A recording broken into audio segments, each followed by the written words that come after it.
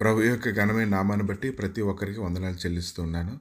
ఫిలిప్పీలకు రాసినటువంటి పత్రిక 4వ అధ్యాయము 4వ వచనం. ఎల్లప్పుడూ ప్రభువునందు ఆనందించుడి, మరలా చెప్పుదును ఆనందించుడి. ప్రభువునందు మాత్రమే మనం ఆనందించడం అనేది అది మనకెంతో క్షేమం కాబట్టే ఒకే మాట 2 సార్లు ప్రకటించబడుతూ ఉంది. ఆ యొక్క ఆనందాన్ని పొందినటువంటి వారు మనకు ప్రకటిస్తూ ఉన్నప్పుడు, మనం కూడా అదే రీతిగా వాటి యందు ధ్యానిస్తూ ఉన్నప్పుడు, చాలా శ్రేష్టమైనటువంటి వాటిని మన జీవితంలో మనం పొందుకుంటామని మనం బాగా గ్రహించుకోగలగాలి.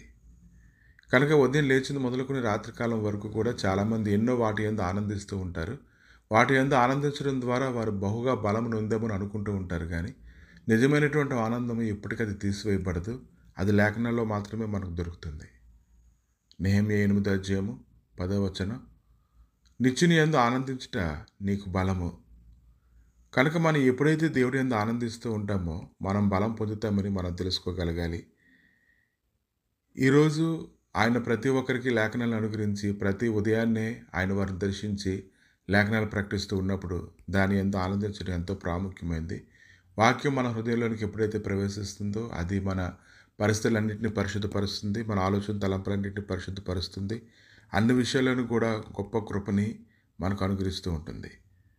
2 కొరింథీయులకు రాసినటువంటి పత్రిక 1వ అధ్యాయం 24వ వచనంలో, మీ విశ్వాసం మీద మేము ప్రభువులమని ఇలాగ చెప్పట్లేదు కానీ మీ ఆనందం నాకు సహకారులమై ఉన్నాము. కనుక ఈ దినాన ప్రతి ఒక్కరూ కూడా దేవుడి లేఖనాలు ధ్యానించండి అని లేఖనాలు మనకు ఎందుకు ప్రకటిస్తూ ఉన్నాయంటే, ఏవి శ్రేష్టమైనవో, ఏవి మెప్పైనవో, ఏవి సత్యమైనవో, ఏవి మాన్యమైనవో, ఏవి న్యాయమైనవో, ఏవి పవిత్రమైనవో, ఏవి రమ్యమైనవో, ఏవి ఖ్యాతి గలవో వాటి మీద మనం దృష్టి ఉంచాలంటే ఖచ్చితంగా లేఖనాల దగ్గరికి వచ్చినప్పుడు మాత్రమే మనం అన్ని విషయాల్లో కూడా ఆశీర్వాదకరంగా ఉండి మనం ముందు కొనసాగగలుగుతాం. యెషయా గ్రంథము 27వ అధ్యాయము 3వ వచనం.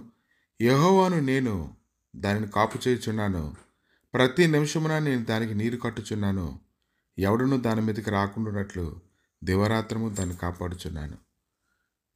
ఎప్పుడైతే నువ్వు లేఖనాలు ధ్యానిస్తూ ఉంటావో, యోబు గ్రంథం 1వ అధ్యాయంలో యోబుకి ఎలాంటి కృపనైతే ఇచ్చాడో, అతను దహన బలులు అర్పిస్తూ ఉన్నప్పుడు, దేవుని యందు భయభక్తులు కలిగి ఉంటూ ఉన్నప్పుడు దేవుడు అతనికి ప్రత్యేకమైనటువంటి కాపుదల భద్రతను ఇవ్వడాన్ని బట్టి దుష్టుడైతే ముట్టడానికి అవకాశం లేక దేవుని దగ్గరికి వచ్చి అతడు అడగడాన్ని మనం చూస్తూ ఉన్నాము. మన లేఖనాలు ధ్యానిస్తూ ఉన్నప్పుడు వాటి యందు ఆనందిస్తూ ఉన్నప్పుడు మనకు తెలియదు కానీ దేవుని యొక్క కృప మన మీద నిలుస్తూ ఉంటుంది. కనుక సమాజంగా కూడుట మానక ప్రతి ఒక్కరూ సహవాసంలో ఉండి వాక్యంలో ప్రార్థనలో సహవాసంలో ఉండడం ద్వారా ఎంతోమంది బలం నొందడాన్ని మనం చూస్తూ ఉన్నాం. కాబట్టి ఈ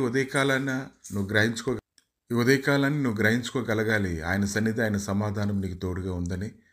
వాటిని ధ్యానించడం ద్వారా, లేఖనాలని హృదయపూర్వకంగా సంతోషంతో ధ్యానించడం ద్వారా, ఇంకా వాటి యందు ఆనందించడం ద్వారా, వాటిని బాగుగా గ్రహించడం ద్వారా నువ్వు ఖచ్చితంగా ఆశీర్వాదకరంగా ఉంటావు. అనేకులకు ఆశీర్వాదాన్ని చూపించేటువంటి వ్యక్తిగా నీవు ఉంటావు.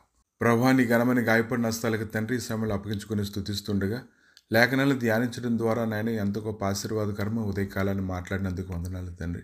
ప్రతి ఒక్కరూ ప్రభా సమయం దొరికిన కొలది తండ్రి అయినా దివారాత్రులు దేవ దాన్ని ధ్యానించడానికి సహాయం దయచేయండి. లేఖనాలు హృదయంలో ఉండినట్లుగా కృపతో నింపి నీ మహిమలో జ్ఞాపకం చేసుకోమని, ఇంకనూ లేఖనాలు ధ్యానిస్తుండగా ప్రభా కుటుంబాలు చక్కపరచుకోవడానికి నడిపించడానికి కావాల్సిన శక్తిని అనుగ్రహించమని, మీరే మహిమగంత ప్రభావాలు పొందమని యేసుక్రీస్తు నామములో అడిగి వేడుకుంటున్నాము తండ్రి. ఆమేన్.